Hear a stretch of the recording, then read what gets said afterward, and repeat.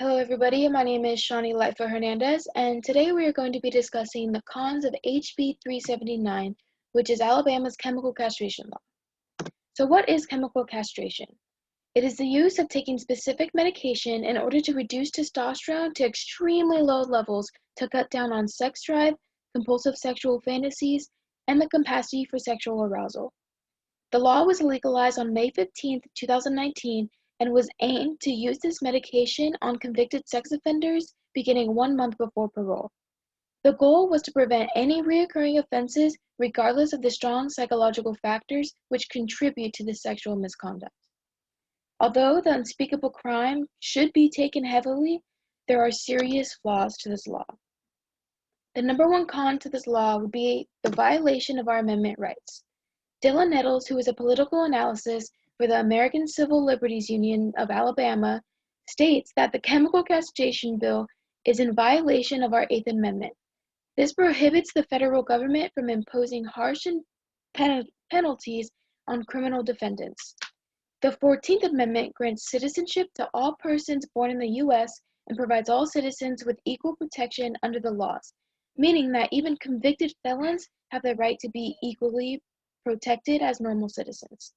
This is in clear violation because it is forcing prisoners to alter their body's chemistry against their will, which can be compared to the controversy following the banning of abortion at all stages of pregnancy, which was legalized in Alabama only a month prior to the HB 379, proving the state to be very hypocritical. According to Nettles, both laws show a type of pattern stripping people of their constitutional rights. The American Civil Liberties Union is now considering a legal change to the law.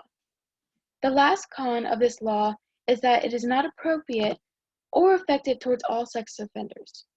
Dr. Renee Sorrentino, a forensic psychiatrist in Massachusetts who prescribes chemical castration, says that this law is misguided because the process does not cover all grounds of possibility. The treatment does not work on women who take up 8% of convicted sex offenders. This right here is a photo of all the sex offenders in Huntsville, Alabama, and all the red dots, there are obviously more than you'd expect. But not only does this law singly point to male offenders, but it also cancels out affordability. The treatment plan must be paid out of pocket, which can lead to an expense of $1,000 a month, and this is only for the medication alone. That's not including the price of mandatory therapy and medical evaluations. If the option is unmanageable, then there is no hope for parole. The Alabama chemical castration law not only is a failed act because it doesn't apply to all criminals and no longer ensures a lower risk to keep society at ease, but because it also violates our human rights. Even individuals have a right to a second chance as equal as their first. Their offender's crime, as gruesome as it is, should be taken very seriously, but as a society, the state should also consider a less problematic and more secure way of bringing equal justice. And that will be all. Thank you so much.